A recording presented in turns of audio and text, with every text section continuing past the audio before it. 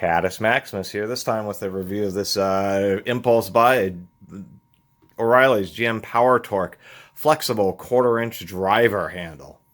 It was a total impulse buy. I think it was like 12 bucks on the shelf, but I thought it was just kind of neat that they had a flexible screwdriver quarter-inch drive handle. I really got this because of the ergonomics. Most of these types of quarter-inch drive handles are kind of like this, such as this old SK that I picked up, just a standard acetate quarter-inch drive, and you can always use extensions and so on.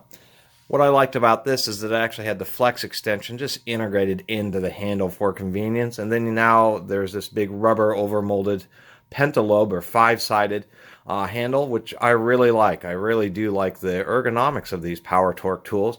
Really just fits in your hand pretty nicely. To tell you the truth, it's probably a $5 item, although it does seem to be manufactured pretty well. It seems to be at least decent visual quality. It seems to be pretty rigid. All of these types of flex extensions only flex about 30 degrees, and you'll feel them. They kind of get stiff and lock up, but that's really the point of this, is that you can get right next to something. And the fact that your pivot is over an arc as opposed to just bending at a particular point. What I mean, either whether it's impact universal joints or standard universal joints, when you use a joint like this, here we go. This works in many situations, but it only pivots in kind of one position. And I've had a few situations, once again, under dash or really crammed engine bays, especially with things like Nissans and Mitsubishis, where you are using two universal joints together, or a universal joint and then maybe a short extension and then another universal joint. And so the point of this is the fact that it just kind of goes around, it's kind of multiple joints in one and just goes around a nice arc.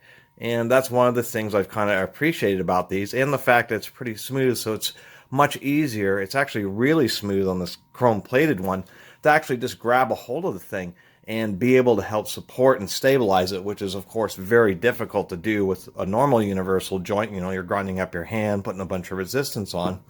Where one of these, it's just no problem to be able to grab it and stabilize it. And that's really where I found the advantage of these flex extensions, is the fact that you can use it two-handed. It did come with a little bit set and this little chrome vanadium quarter-inch hex to quarter-inch square adapter. And I actually had a quarter-inch drive Duralast here, and if I'm looking, it looks like it's about the same length, but we can see that it indeed isn't the same manufacturer. Just the foot is a different style, and then we can see the end where the head is also a different style. It just looks a little bit cheaper on this Duralast. We can see the Duralast is forged, but it does not have a machined anvil. And that's kind of what caught my attention, is this seemed to be just a little bit higher quality. The anvil looks like it has a better chrome finish, and we can see that we can see those machining marks, those lines on there. It has really nice geometry. And so that's really what kind of caught my eye. I said, this thing's expensive, but it is pretty unique, and actually this bit, this extension that's on it, actually looks pretty high quality, higher quality than these Duralast ones. I guess the one suggestion is they could have maybe improved it and made this some type of a system where this was like a really stubby or even an inset quarter-inch driver, so that you could pull this off and use this extension just with a normal quarter-inch ratchet. That might have been nice.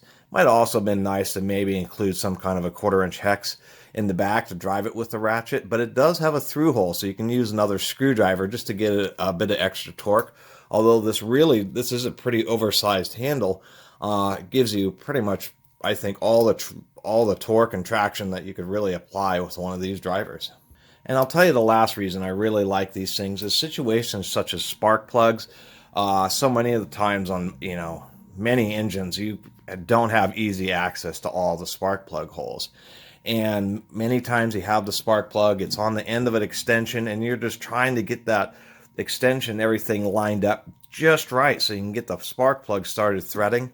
Something like this, which just has a lot of dynamics to it, the ability to even go around an S-curve such as this, really allows fasteners to kind of self-start much more easily, especially when they're blind or in awkward situations.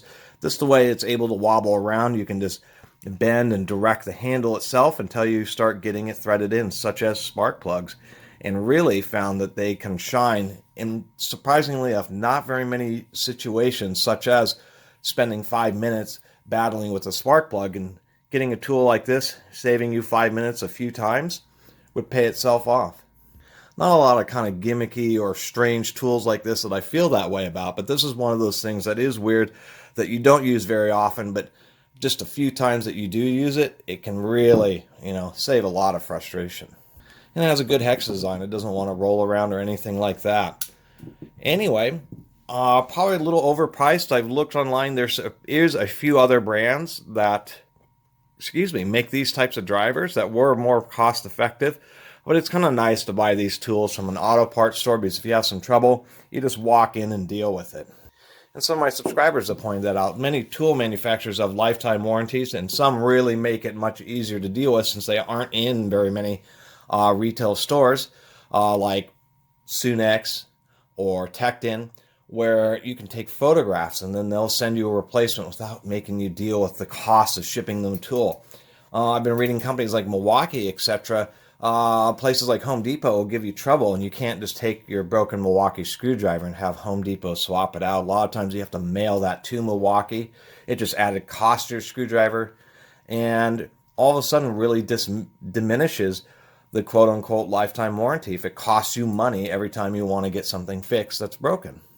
So easy to be able to walk into someplace and just say, give me a new one.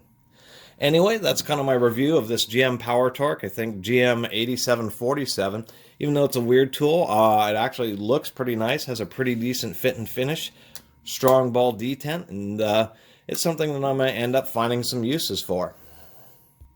And I like the way it expands the capabilities, versus something like this, which is obviously essentially the same thing. It still has a bunch of length here, and you just don't have quite the same purchase and grip that you do on a big handle like this.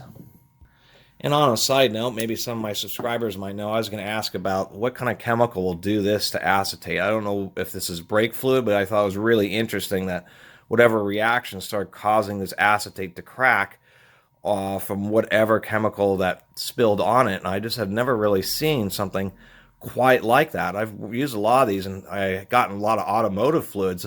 I don't know if this is maybe, I don't know if acetone or some kind of solvent does that, but I was going to ask about that and see if anybody knew. Anyway, I really appreciate everybody watching and subscribing. And if you haven't subscribed, please do. Until next time, Catus Maximus out.